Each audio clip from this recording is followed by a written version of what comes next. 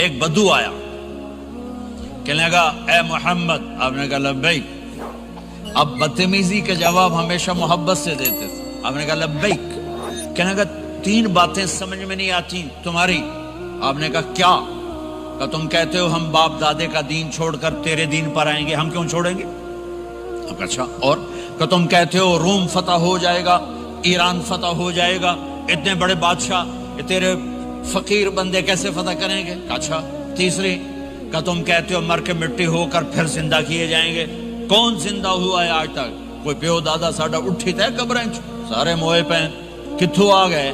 آپ مسکرائے، آپ نے کہا لعلک تطول بک الحیا، انشاءاللہ تیری زندگی لمبی ہوگی تو دیکھے گا سارا عرب میرا کلمہ پڑھے گا، ایران اور روم بھی ٹوٹ کے آئے گا، اور باقی رہے گی تیسری بات مر کے اٹھنے والی، تو اس دن تیرا ہاتھ پکڑ کے تجھے بتاؤں گا۔ تیسری گل پوری ہوئی کہ نہیں ہوئی؟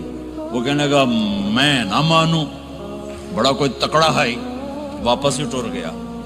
جب مکہ فتح ہوا، عرب مسلمان ہو گئے، کہنے لگے بھی ایک غلطہ ہو گئی۔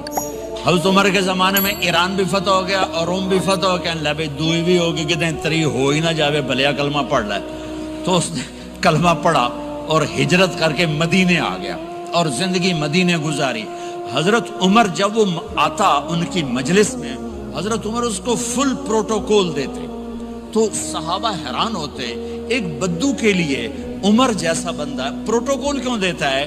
تو ایک دن انہوں نے فرمایا میں تمہیں بتاؤں میں سے کیوں پروٹوکول دیتا ہوں؟